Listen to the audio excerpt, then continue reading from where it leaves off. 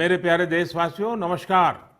आज 26 जुलाई है और आज का दिन बहुत खास है। आज कारगिल विजय दिवस है। 21 साल पहले आज के ही दिन कारगिल के युद्ध में हमारी सेना ने भारत की जीत का झंडा फहराया था। साथियों, कारगिल का युद्ध जिन परिस्थितियों में हुआ था वो भारत कभी नहीं भूल सकता। पाकिस्तान ने बड़े बड़े मंसूबे पालकर भारत की भूमि हथियाने और अपने यहाँ चल रहे आंतरिक कलह से ध्यान भटकाने को लेकर दुस्साहस किया था। भारत तब पाकिस्तान से अच्छे संबंधों के लिए प्रयासरत था, लेकिन कहा जाता है ना, बैरू अकारन सब काहू सौ, जो कर हित अनहित ताहू सौ। यानी दुष्ट का स्वभाव ही होता है हर किसी से बिना वजह दुश्मनी करना। ऐसे स्वभाव के लोग जो हित करता है उसका भी नुकसान ही सोचते हैं। इसलिए भारत की मित्रता के जवाब में पाकिस्तान द्वारा पीठ में छुरा घोंपने की कोशिश हुई थी, लेकिन उसके बाद भारत की वीर सेना ने जो पराक्रम दिखाया, भारत ने अपनी जो ताकत दिखाई, उसे पूरी दुनिया ने देखा। आप कल्पना कर सकते हैं, ऊंचे पहाड़ों पर बैठा हुआ दुश्मन और नीचे से लड़ रही हमारी सेनाएं, हमारे वीर जवान। लेकिन जीत पहाड़ की ऊंचाई की नहीं, भारत की सेनाओं के ऊंचे हौसले और सच्ची वीरता की हुई। साथियों, उस समय मुझे भी करगिल जाने और हमारे जवानों की वीरता के दर्शन का सौभाग्य मिला। वो दिन मेरे जीवन के सबसे अनमोल क्षणों में से एक है।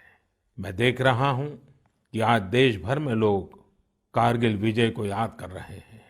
सोशल मीडिया पर एक हैशटैग करेज इन करगिल के साथ लोग अपने वीरों को नमन कर रहे हैं। जो शहीद हुए हैं उन्हें श्रद्धांजलि दे रहे हैं। मैं आज सभी देशवासियों की तरफ से हमारे इन वीर जवानों के साथ साथ उन वीर माताओं को भी नमन करता हूं जिन्होंने मां भारती के सच्चे सपूतों को जन्म दिया। मेरा देश के नौजवानों से आग्रह है कि आज दिन भर कारगिल विजय से जुड़े हमारे जाबाजों की कहानियां, वीर माताओं के त्याग के बारे में एक दूसरे को बताएं, शेयर करें। मैं साथियों आपसे एक आग्रह करता हूं। आज एक वेबसाइट है www.gallantryawards.gov.in। आप उसको जरूर विजिट करें। वहां आपको हमारे वीर पराक्रमी योद्धाओं के बारे में, उनके पराक्रम के बारे में बहुत सारी जानकारियां प्राप्त होगी। और वो जानकारियां जब आप अपने साथियों के साथ चर्चा करेंगे, उनके लिए भी प्रेरणा का कारण बनेगी। आप जरूर इस वेबसाइट को विजिट कीजिए और मैं तो कहूंगा बार बार कीजिए। साथियों, कारगिल युद्ध के समय अटल जी ने लाल किले से जो कहा था वो आज भी हम सभी के लिए बहुत प्रासंगिक है। अटल जी ने तब देश को गांधी जी के एक मंत्र की याद दिलाई थी। महात्मा गांधी का मंत्र था कि यदि किसी को कभी कोई दुविधा हो कि उसे क्या करना क्या न करना, तो उसे भारत के सबसे गरीब और असहाय व्यक्ति के बारे में सोचना चाहिए। उसे ये सोचना चाहिए कि जो वो करने जा रहा है उससे उस व्यक्ति की भलाई होगी या नहीं होगी। गांधी जी के इस विचार से आगे बढ़कर अटल जी ने कहा था कि करगिल युद्ध ने हमें एक दूसरा मंत्र दिया है। ये मंत्र था, कोई महत्वपूर्ण निर्णय लेने से पहले हम ये सोचें कि क्या हमारा ये कदम उस सैनिक के सम्मान के अनुरूप है जिसने उन दुर्गम पहाड़ियों में अपने प्राणों की आहुति दी थी। आइए अटल जी की आवाज में ही उनकी इस भावना को हम सुने, समझे और समय की मांग है कि उसे स्वीकार करें। हम सभी को याद है कि गांधी जी ने हमें एक मंत्र दिया था उन्होंने कहा था कि यदि कोई दुविधा हो कि तुम्हें क्या करना है तो तुम भारत के उस सबसे असहाय व्यक्ति के बारे में सोचो और स्वयं से पूछो कि क्या तुम जो करने जा रहे हो उससे उस व्यक्ति की भलाई होगी। कारगिल ने हमें दूसरा मंत्र दिया है, कोई महत्वपूर्ण निर्णय लेने से पहले हम ये सोचें कि क्या हमारा ये कदम उस सैनिक के सम्मान के अनुरूप है जिसने उन दुर्गम पहाड़ियों में अपने प्राणों की आहुति दी थी। साथियों, युद्ध की परिस्थिति में हम जो बात कहते हैं, करते हैं, उसका सीमा पर डटे सैनिक के मनोबल पर, उसके परिवार के मनोबल पर बहुत गहरा असर पड़ता है। ये बात हमें कभी भूलनी नहीं चाहिए और इसलिए हमारा आचार, हमारा व्यवहार, हमारी वाणी, हमारे बयान, हमारी मर्यादा, हमारे लक्ष्य, सभी कसौटी में ये जरूर रहना चाहिए कि हम जो कर रहे हैं, कह रहे हैं, उससे सैनिकों का मनोबल बढ़े, उनका सम्मान बढ़े। राष्ट्र सर्वोपरि का मंत्र लिए एकता के सूत्र में बंधे देशवासी हमारे सैनिकों की ताकत को कई हजार गुना बढ़ा देते हैं। हमारे यहाँ तो कहा गया है ना, संगे शक्ति कलौ युगे। कभी कभी हम इस बात को समझे बिना सोशल मीडिया पर ऐसी चीजों को बढ़ावा दे देते हैं जो हमारे देश का बहुत नुकसान करती है।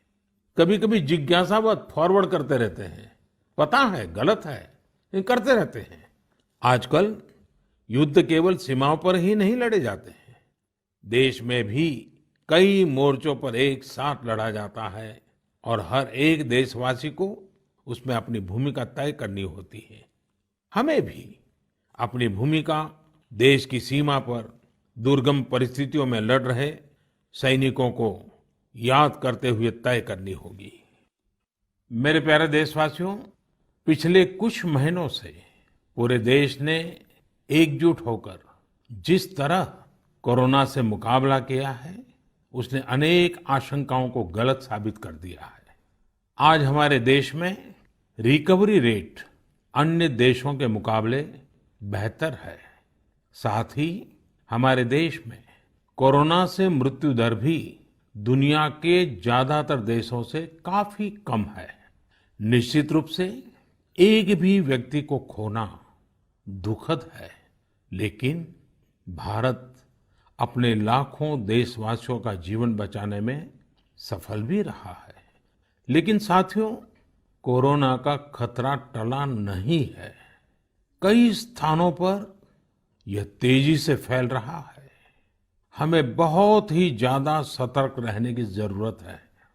हमें ये ध्यान रखना है कि कोरोना अब भी उतना ही घातक है जितना शुरू में था। इसलिए हमें पूरी सावधानी बरतनी है। चेहरे पर मास्क लगाना या गमछे का उपयोग करना, 2 गज की दूरी, लगातार हाथ धोना, कहीं पर भी थूकना नहीं, साफ सफाई का पूरा ध्यान रखना, यही हमारे हथियार हैं जो हमें कोरोना से बचा सकते हैं। कभी कभी हमें मास्क से तकलीफ होती है और मन करता है कि चेहरे पर से मास्क हटा दें। बातचीत करना शुरू करते हैं, जब मास्क की जरूरत होती है ज्यादा, उसी समय मास्क हटा देते हैं। ऐसे समय मैं आपसे आग्रह करूंगा, जब भी आपको मास्क के कारण परेशानी फील होती हो, मन करता हो उतार देना है, तो पल भर के लिए उन डॉक्टर्स का स्मरण कीजिए, उन नर्सों का स्मरण कीजिए, हमारे उन कोरोना वॉरियर्स का स्मरण कीजिए। आप देखिए, वो मास्क पहन करके घंटों तक लगातार हम सबके जीवन को बचाने के लिए जुटे रहते हैं। 8-8, 10-10 घंटे तक मास्क पहने रखते हैं। क्या उनको तकलीफ नहीं होती होगी? थोड़ा सा उनका स्मरण कीजिए, आपको भी लगेगा कि हमें एक नागरिक के नाते इसमें जरा भी कोताही न बरतनी है, न किसी को बरतने देनी है। एक तरफ हमें कोरोना के खिलाफ लड़ाई को पूरी सजगता और सतर्कता के साथ लड़ना है, तो दूसरी ओर कठोर मेहनत से व्यवसाय, नौकरी, पढ़ाई, जो भी कर्तव्य हम निभाते हैं, उसमें गति लानी है, उसको भी नई ऊंचाई पर ले जाना है। साथियों, कोरोना काल में तो हमारे ग्रामीण क्षेत्रों ने पूरे देश को दिशा दिखाई है। गांवों से स्थानीय नागरिकों के, ग्राम पंचायतों के अनेक अच्छे प्रयास लगातार सामने आ रहे हैं। जम्मू में एक गांव त्रेवा ग्राम पंचायत है। वहां की सरपंच हैं बलबीर कौर जी। मुझे बताया गया कि बलबीर कौर जी ने अपनी पंचायत में 30 बेड का एक क्वारंटाइन सेंटर बनवाया। पंचायत आने वाले रास्तों पर पानी की व्यवस्था की, लोगों को हाथ धोने में कोई दिक्कत ना हो, इसका इंतजाम करवाया। इतना ही नहीं, ये बलबीर कौर जी खुद अपने कंधे पर स्प्रे पंप टांग कर वॉलंटियर्स के साथ मिलकर पूरी पंचायत में, आसपास के क्षेत्र में सैनिटाइजेशन का काम भी करती है। ऐसी ही एक और कश्मीरी महिला सरपंच है गांदरबल के चौंटलीवार की जैतूना बेगम। जैतूना बेगम जी ने तय किया कि उनकी पंचायत कोरोना के खिलाफ जंग लड़ेगी और कमाई के लिए अवसर भी पैदा करेगी। उन्होंने पूरे इलाके में फ्री मास्क बांटे, फ्री राशन बांटा। साथ ही उन्होंने लोगों को फसलों के बीज और सेब के पौधे भी दिए, ताकि लोगों को खेती में, बागवानी में दिक्कत ना आए। साथियों, कश्मीर से एक और प्रेरक घटना है। यहाँ अनंतनाग में म्युनिसिपल प्रेसिडेंट है श्रीमान मोहम्मद इकबाल। उन्हें अपने इलाके में सैनिटाइजेशन के लिए स्प्रेयर की जरूरत थी। उन्होंने जानकारी जुटाई तो पता चला कि मशीन दूसरे शहर से लानी पड़ेगी और कीमत भी होगी 6 लाख रुपए। तो श्रीमान इकबाल जी ने खुद ही प्रयास करके अपने आप स्प्रेयर मशीन बना ली, और वो भी केवल 50,000 रुपए में। ऐसे कितने ही और उदाहरण हैं। पूरे देश में कोने कोने में ऐसी कई प्रेरक घटनाएं रोज सामने आती हैं। ये सभी अभिनंदन के अधिकारी हैं। चुनौती आई, लेकिन लोगों ने उतनी ही ताकत से उसका सामना भी किया। मेरे प्यारे देशवासियों, सही अप्रोच से, सकारात्मक अप्रोच से हमेशा आपदा को अवसर में, विपत्ति को विकास में बदलने में बहुत मदद मिलती है। अभी हम कोरोना के समय भी देख रहे हैं कि कैसे हमारे देश के युवाओं, महिलाओं ने अपने टैलेंट और स्किल के दम पर कुछ नए प्रयोग शुरू किए हैं। बिहार में कई वुमेन सेल्फ हेल्प ग्रुप्स ने मधुबनी पेंटिंग वाले मास्क बनाना शुरू किया है, और देखते ही देखते ये खूब पॉपुलर हो गए। ये मधुबनी मास्क एक तरह से अपनी परंपरा का प्रचार तो करते ही हैं, लोगों को स्वास्थ्य के साथ रोजगारी भी दे रहे हैं। आप जानते ही हैं, नॉर्थ ईस्ट में बैम्बू यानी बांस कितनी बड़ी मात्रा में होता है। अब इसी बांस से त्रिपुरा, मणिपुर, असम के कारीगरों ने हाई क्वालिटी की पानी की बोतल और टिफिन बॉक्स बनाना शुरू किया है बाम्बू से। आप अगर इनकी क्वालिटी देखेंगे तो भरोसा नहीं होगा कि बांस की बोतलें भी इतनी शानदार हो सकती हैं, और फिर ये बोतलें इको फ्रेंडली भी हैं। इन्हें जब बनाते हैं तो बांस को पहले नीम और दूसरे औषधीय पौधों के साथ उबाला जाता है। इससे इनमें औषधीय गुण भी आते हैं। छोटे छोटे स्थानीय प्रोडक्ट से कैसे बड़ी सफलता मिलती है, इसका एक उदाहरण झारखंड से भी मिलता है। झारखंड के बिशुनपुर में इन दिनों 30 से ज्यादा समूह मिलकर के लेमन ग्रास की खेती कर रहे हैं। लेमन ग्रास 4 महीनों में तैयार हो जाती है और उसका तेल बाजार में अच्छे दामों में बिकता है। इसकी आजकल काफी मांग भी है।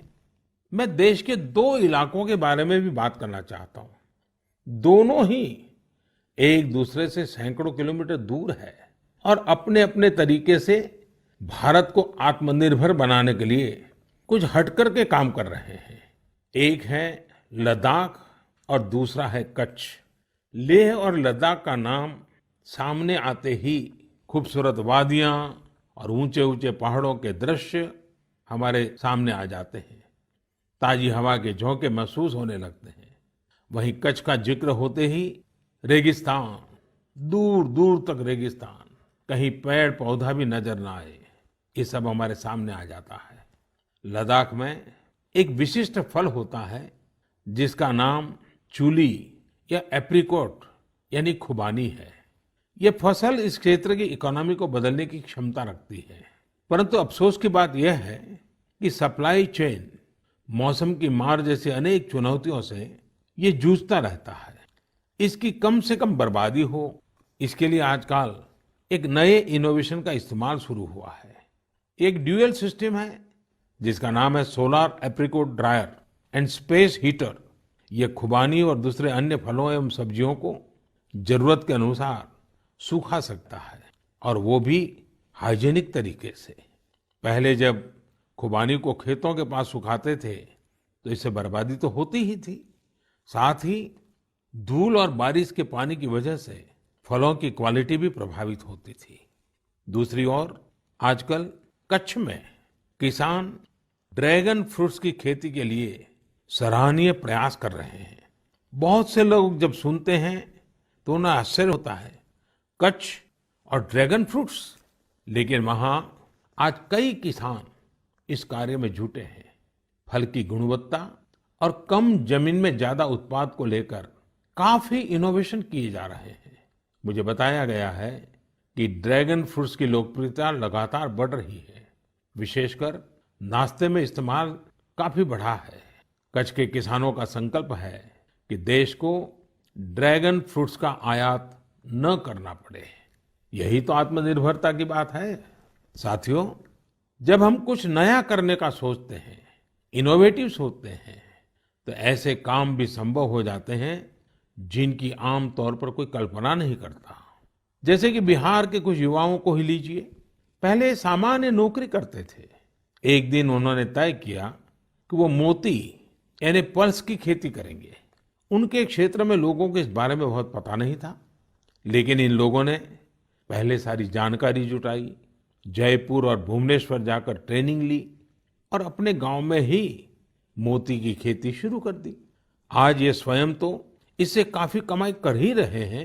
उन्होंने मुजफ्फरपुर, बेगूसराय और पटना में अन्य राज्यों से लौटे प्रवासी मजदूरों को इसकी ट्रेनिंग देनी भी शुरू कर दी है। कितने ही लोगों के लिए इससे आत्मनिर्भरता के रास्ते खुल गए हैं। साथियों, अभी कुछ दिन बाद रक्षाबंधन का पावन पर्व आ रहा है। मैं इन दिनों देख रहा हूं कि कई लोग और संस्थाएं इस बार रक्षाबंधन को अलग तरीके से मनाने का अभियान चला रहे हैं। कई लोग इसे वोकल फॉर लोकल से भी जोड़ रहे हैं, और बात भी सही है। हमारे पर्व हमारे समाज के, हमारे घर के पास ही किसी व्यक्ति का व्यापार बढ़े, उसका भी पर्व खुशहाल हो, तब पर्व का आनंद कुछ और ही हो जाता है। सभी देशवासियों को रक्षाबंधन की बहुत बहुत शुभकामनाएं। साथियों, 7 अगस्त को नेशनल हैंडलूम डे है। भारत का हैंडलूम, हमारा हैंडीक्राफ्ट अपने आप में सैकड़ों वर्षों का गौरवमय इतिहास समेटे हुए है। हम सभी का प्रयास होना चाहिए कि न सिर्फ भारतीय हैंडलूम और हैंडीक्राफ्ट का ज्यादा से ज्यादा उपयोग करें, बल्कि इसके बारे में हमें ज्यादा से ज्यादा लोगों को बताना भी चाहिए। भारत का हैंडलूम और हैंडीक्राफ्ट कितना रिच है, इसमें कितनी विविधता है, ये दुनिया जितना ज्यादा जानेगी उतना ही हमारे लोकल कारीगरों और बुनकरों को लाभ होगा।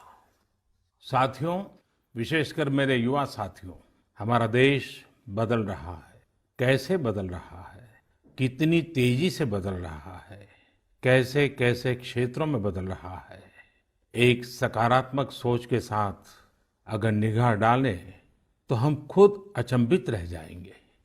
एक समय था जब खेलकूद से लेकर के अन्य सेक्टर्स में अधिकतर लोग या तो बड़े-बड़े शहरों से होते थे या बड़े-बड़े परिवार से या फिर नामी गिरामी स्कूल या कॉलेज से होते थे। अब देश बदल रहा है। गांवों से, छोटे शहरों से, सामान्य परिवार से हमारे युवा आगे आ रहे हैं, सफलता के नए शिखर चूम रहे हैं। ये लोग संकटों के बीच भी नए-नए सपने संजोते हुए आगे बढ़ रहे हैं। कुछ ऐसा ही हमें अभी हाल ही में जो बोर्ड एग्जाम्स के रिजल्ट आए उसमें भी दिखता है। आज मन की बात में हम कुछ ऐसे ही प्रतिभाशाली बेटे बेटियों से बात करते हैं। ऐसी ही एक प्रतिभाशाली बेटी है कृतिका नांदल। कृतिका जी हरियाणा में पानीपत से हैं। हेलो कृतिका जी, नमस्ते। नमस्ते सर। इतने अच्छे परिणाम के लिए आपको बहुत बहुत बधाई। धन्यवाद सर। और आपको तो इन दिनों टेलीफोन लेते लेते भी आप थक गई होगी, इतने सारे लोगों के फोन आते होंगे। जी सर। और जो लोग बधाई देते हैं वो भी गर्व महसूस करते होंगे कि वो आपको जानते हैं। आपको कैसा लग रहा है? सर बहुत अच्छा लग रहा है। पेरेंट्स को प्राउड फील करा के खुद को भी इतना प्राउड फील हो रहा है। अच्छा, ये बताइए कि आपकी सबसे बड़ी प्रेरणा कौन है? सर मेरी मम्मी है सबसे बड़ी प्रेरणा तो मेरी। वाह। अच्छा, आप मम्मी से क्या सीख रही है? सर उन्होंने अपनी जिंदगी में इतनी मुश्किलें देखी फिर भी वो इतनी बोल्ड और इतनी स्ट्रोंग है सर। उन्हें देख देख के इतनी प्रेरणा मिलती है कि मैं भी उन्हीं की तरह बनूं। माँ कितनी पढ़ी लिखी हैं? सर बीए की है उन्होंने। बीए किया हुआ है? जी सर। अच्छा, तो माँ आपको सिखाती भी होगी? जी सर, सिखाती हैं, दुनियादारी के बारे में हर बात बताती है। वह डांटती भी होगी? जी सर, डांटती भी है। अच्छा बेटा, आप आगे क्या करना चाहती हैं? सर हम डॉक्टर बनना चाहते हैं। अरे वाह। एमबीबीएस। देखिए, डॉक्टर बनना आसान काम नहीं है। जी सर। डिग्री तो प्राप्त कर लेगी क्योंकि आप बड़ी तेजस्वी हो बेटा, लेकिन डॉक्टर का जीवन जो है वो समाज के लिए बहुत समर्पित होता है। जी सर। उसको कभी रात को चैन से सो भी नहीं सकता है, कभी भी पेशेंट का फोन आ जाता है, अस्पताल से फोन आ जाता है, उसको दौड़ना पड़ता है। एक प्रकार से 24/7 365 डेज डॉक्टर की जिंदगी लोगों की सेवा में लगी रहती है। Yes sir. और खतरा भी रहता है क्योंकि कभी पता नहीं आजकल के जिस प्रकार की बीमारियां हैं, तो डॉक्टर के सामने भी बहुत बड़ा संकट रहता है। जी सर। अच्छा कृतिका, हरियाणा तो खेलकूद में पूरे हिंदुस्तान के लिए हमेशा ही प्रेरणा देने वाला, प्रोत्साहन देने वाला राज्य रहा है। हाँ जी सर। तो आप भी तो कुछ खेलकूद में भाग लेती हैं क्या? कुछ खेलकूद पसंद है क्या आपको? सर बास्केटबॉल खेलते थे स्कूल में थे जब। अच्छा, आपकी ऊंचाई कितनी है? ज्यादा है ऊंचाई? नहीं सर, 5'2" की है। अच्छा, तो फिर तुम्हारे खेल में पसंद करते हैं? सर वो तो बस पैशन है, खेल लेते हैं। अच्छा अच्छा। चलिए कृतिका जी, आपके माता जी को मेरी तरफ से प्रणाम कहिए। उन्होंने आपको इस प्रकार के योग्य बनाया, आपके जीवन को बनाया। आपकी माता जी को प्रणाम और आपको बहुत बहुत बधाई, बहुत बहुत शुभकामनाएं। धन्यवाद सर। आइए अब हम चलते हैं केरला, एर्नाकुलम। केरला के नौजवान से बात करेंगे। हेलो। हेलो सर, नमस्कार। So Vinayak, congratulations. Thank you sir. शाबाश विनायक, शाबाश। Thank So you how sir. is the Josh? Hi sir. Do you play any sport? Badminton. Badminton? Yes. In a school or you had any chance to take a training? No, in school we have already get some training Mm-hmm. From our teachers, so thus and we get an opportunity to participate outside Wow. from the school itself. How many states you have visited? I have visited only Kerala and Tamil Nadu. Only Kerala and Tamil Nadu. Yes. So would you like to visit Delhi? Yes sir, now I am applying Delhi University for my higher studies. Wow. So you are coming to Delhi. Yes sir. Hmm. Tell me, do you have any message for fellow students who will give board exams in future? Hard work and proper time utilization. So it's a perfect time management. Yes sir. So Vinayak, I would like to know your hobbies. First of all, badminton, Mm-hmm. then reading, Mm-hmm. So are you active on social media? No, we are not allowed to use any electronic items or gadgets in the school. So you are lucky. Yes, sir. Well, Vinayak, congratulations again and wish you all the best. Thank you, sir. आइए हम उत्तर प्रदेश चलते हैं। उत्तर प्रदेश में अमरोहा के श्रीमान उस्मान सैफी से बात करेंगे। हेलो उस्मान, बहुत बहुत बधाई, आपको ढेरों ढेरों बधाई। Thank you sir. अच्छा, अब उस्मान बताइए कि आपने जो चाहा था वही रिजल्ट मिला कि कुछ कम आया? नहीं, जो चाहा था वही मिला है। मेरे पेरेंट्स भी बहुत खुश हैं। वाह। अच्छा, परिवार में और भाई भी बहुत इतने ही तेजस्वी हैं कि घर में आप ही हैं जो इतने तेजस्वी हैं? सिर्फ मैं ही हूँ। मेरा भाई वो थोड़ा सा शरारती है, बाकी मुझे लेकर बहुत खुश रहता है। अच्छा अच्छा। अच्छा, आप जब पढ़ रहे थे तो उस्मान आपका पसंदीदा विषय क्या था? मैथमेटिक्स। अरे वाह। तो मैथमेटिक्स में क्या रुचि रहती थी, कैसे हुआ, किस टीचर ने आपको प्रेरित किया? जी, हमारे एक सब्जेक्ट टीचर रजत सर, उन्होंने मुझे प्रेरणा दी और वो बहुत अच्छा पढ़ाते हैं और मैथमेटिक्स शुरू से ही मेरा अच्छा रहा है और वो काफी इंटरेस्टिंग सब्जेक्ट भी है। तो जितना ज्यादा करते हैं उतना ज्यादा इंटरेस्ट आता है, तो इसलिए मेरा फेवरेट सब्जेक्ट। आपको मालूम है एक ऑनलाइन वैदिक मैथमेटिक्स के क्लासेस चलते हैं? Yes sir. हाँ, कभी ट्राई किया है इसका? नहीं सर, अभी नहीं किया। आप देखिए, बहुत सारे आपके दोस्तों को लगेगा जैसे आप जादूगर है, क्योंकि कंप्यूटर की स्पीड से आप गिनती कर सकते हैं। वैदिक मैथमेटिक्स की बहुत सरल टेक्निक्स हैं और आजकल वो ऑनलाइन पर भी अवेलेबल होते हैं। जी सर। क्योंकि आपकी मैथमेटिक्स में इंटरेस्ट है तो बहुत सी नई नई चीजें भी आप दे सकते हैं। जी सर। अच्छा उस्मान, आप खाली समय में क्या करते हैं? खाली समय में सर कुछ ना कुछ लिखता रहता हूँ मैं। मुझे लिखने में बहुत इंटरेस्ट आता है। अरे वाह, मतलब आप मैथमेटिक्स में रुचि लेते हैं, लिटरेचर में भी रुचि लेते हैं? Yes sir. क्या लिखते हैं, कविताएं लिखते हैं, शायरियां लिखते हैं? कुछ भी करंट अफेयर से रिलेटेड कोई भी टॉपिक हो उस पर लिखता रहता हूँ। नई नई जानकारियाँ मिलती रहती हैं, जैसे जीएसटी चला था और हमारा नोटबंदी, सब चीज। अरे वाह। कॉलेज की पढ़ाई करने के लिए आगे का क्या प्लान बना रहे हैं? सर मेरा जी मेंस का फर्स्ट अटेम्प्ट क्लियर हो चुका है और अब मैं सितंबर के लिए सेकंड अटेम्प्ट में अब बैठूंगा। मेरा मेन एम है कि मैं पहले आईआईटी से बैचलर डिग्री लूं और उसके बाद सिविल सर्विसेज में जाऊं और एक आईएएस बनूं। अरे वाह। अच्छा, आप टेक्नोलॉजी में भी रुचि लेते हैं? यस सर, इसलिए मैंने आईटी ऑप्ट किया है। फर्स्ट टाइम बैच था आईटी का। अच्छा, चलिए उस्मान, मेरी तरफ से बहुत शुभकामनाएं हैं। और आपका भाई शरारती है तो आपका समय भी अच्छा जाता होगा।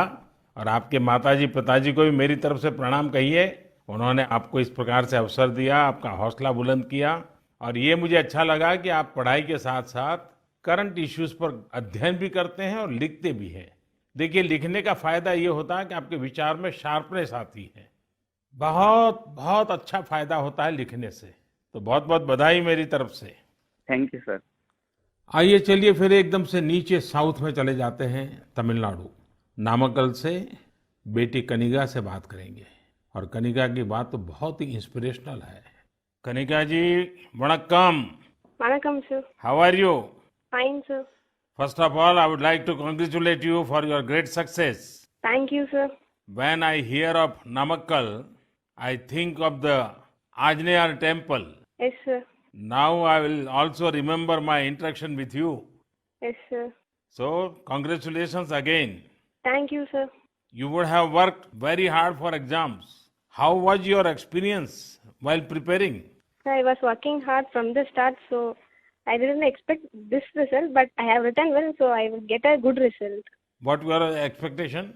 485 or 486, like that I thought, sir. And now? 490. So, what is the reaction of your family members and your teachers? They were so happy and they were so proud, sir. Which was your favorite subject? Mathematics. Oh, and what are your future plans? I am going to become a doctor, if possible, in AFMC, sir. And your family members are also in a medical profession or somewhere else? Oh, sir, my father is a driver, but my sister is studying MBBS, sir. Arre wow. So first of all, I will do the pranam to your father, who is taking lot of care of your sister and yourself. It's a great service he is doing. Yes, sir. And say inspiration for all. Yes, sir. So my congratulations to you, your sister and your father and your family. Thank you, sir. साथियों, ऐसे और भी कितने युवा दोस्त हैं, कठिन परिस्थितियों में भी जिनके हौसले की, जिनकी सफलता की कहानियां हमें प्रेरित करती हैं। मेरा मन था कि ज्यादा से ज्यादा युवा साथियों से बात करने का मौका मिले, लेकिन समय की भी कुछ मर्यादाएं रहती हैं। मैं सभी युवा साथियों को यह आग्रह करूंगा कि वो अपनी कहानी, अपनी जुबानी जो देश को प्रेरित कर सके, वो हम सबके साथ जरूर साझा करें। मेरे प्यारे देशवासियों, 7 समंदर पार भारत से हजारों मील दूर एक छोटा सा देश है जिसका नाम है सूरीनाम। भारत के सूरीनाम के साथ बहुत ही करीबी संबंध है। 100 साल से भी ज्यादा समय पहले भारत से लोग वहां गए और उसे ही अपना घर बना लिया। आज चौथी, 5वीं पीढ़ी वहां पर है।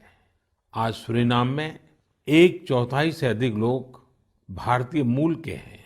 क्या आप जानते हैं, वहां की आम भाषाओं में से एक सरनामी भी भोजपुरी की ही एक बोली है। इन सांस्कृतिक संबंधों को लेकर हम भारतीय काफी गर्व महसूस करते हैं। हाल ही में श्री चंद्रिका प्रसाद संतोखी सूरीनाम के नए राष्ट्रपति बने हैं। वे भारत के मित्र हैं और उन्होंने साल 2018 में आयोजित person of Indian origin PIO parliamentary conference में भी हिस्सा लिया था। श्री चंद्रिका प्रसाद संतोखी जी ने शपथ की शुरुआत वेद मंत्रों के साथ की। वे संस्कृत में बोले, उन्होंने वेदों का उल्लेख किया और ओम शांति शांति शांति के साथ अपनी शपथ पूर्ण करी। अपने हाथ में वेद लेकर वे बोले, मैं चंद्रिका प्रसाद संतोखी। और आगे उन्होंने शपथ में क्या कहा, उन्होंने वेद का ही एक मंत्र का उच्चारण किया। उन्होंने कहा, ओम अग्ने व्रतपते व्रतम चरिष्यामि तच्छकेयम तन्मे रद्यताम इदमहम नुतात सत्यमुपैमि। यानी, हे अग्नि, संकल्प के देवता, मैं एक प्रतिज्ञा कर रहा हूं, मुझे इसके लिए शक्ति और सामर्थ्य प्रदान करें। मुझे असत्य से दूर रहने और सत्य की ओर जाने का आशीर्वाद प्रदान करें। सच में यह हम सभी के लिए गौरवान्वित होने वाली बात है। मैं श्री चंद्रिका प्रसाद संतोखी को बधाई देता हूं और अपने राष्ट्र की सेवा करने के लिए 130 करोड़ भारतीयों की ओर से उन्हें शुभकामनाएं देता हूं। मेरे प्यारे देशवासियों, इस समय बारिश का मौसम भी है। पिछली बार भी मैंने आपसे कहा था कि बरसात में गंदगी और उनसे होने वाली बीमारियों का खतरा बढ़ जाता है, अस्पतालों में भीड़ भी बढ़ जाती है। इसलिए आप साफ सफाई पर बहुत ज्यादा ध्यान दें। इम्यूनिटी बढ़ाने वाली चीजें, आयुर्वेदिक काढ़ा वगैरह लेते रहें। कोरोना संक्रमण के समय में हम अन्य बीमारियों से दूर रहें। हमें अस्पताल के चक्कर न लगाने पड़े, इसका पूरा ख्याल रखना होगा। साथियों, बारिश के मौसम में देश का एक बड़ा हिस्सा बाढ़ से भी जूझ रहा है। बिहार, असम जैसे राज्यों के कई क्षेत्रों में तो बाढ़ ने काफी मुश्किलें पैदा की हुई है। यानी एक तरफ कोरोना है तो दूसरी तरफ ये एक और चुनौती है। ऐसे में सभी सरकारें, NDRF की टीमें, राज्य की आपदा नियंत्रण टीमें, स्वयंसेवी संस्थाएं सब एक साथ मिलकर जुटे हुए हैं। हर तरह से राहत और बचाव के काम कर रहे हैं। इस आपदा से प्रभावित सभी लोगों के साथ पूरा देश खड़ा है। साथियों, अगली बार जब हम मन की बात में मिलेंगे, उसके पहले ही 15 अगस्त भी आने वाला है। इस बार 15 अगस्त भी अलग परिस्थितियों में होगा। कोरोना महामारी की इस आपदा के बीच होगा। मेरा अपने युवाओं से, सभी देशवासियों से अनुरोध है कि हम स्वतंत्रता दिवस पर महामारी से आजादी का संकल्प लें, आत्मनिर्भर भारत का संकल्प लें, कुछ नया सीखने और सिखाने का संकल्प लें, अपने कर्तव्यों के पालन का संकल्प लें। हमारा देश आज जिस ऊंचाई पर है वो कई ऐसी महान विभूतियों की तपस्या की वजह से हैं जिन्होंने राष्ट्र निर्माण के लिए अपना जीवन समर्पित कर दिया। उन्हीं महान विभूतियों में से एक है लोकमान्य तिलक। 1 अगस्त 2020 को लोकमान्य तिलक जी की 100वीं पुण्यतिथि है। लोकमान्य तिलक जी का जीवन हम सभी के लिए बहुत बड़ी प्रेरणा है, हम सभी को बहुत कुछ सिखाता है। अगली बार जब हम मिलेंगे तो फिर ढेर सारी बातें करेंगे, मिलकर कुछ नया सीखेंगे और सबके साथ साझा करेंगे। आप सब अपना ख्याल रखिए, अपने परिवार का ख्याल रखिए और स्वस्थ रहिए। सभी देशवासियों को आने वाले सभी पर्वों की बहुत बहुत शुभकामनाएं। बहुत बहुत धन्यवाद।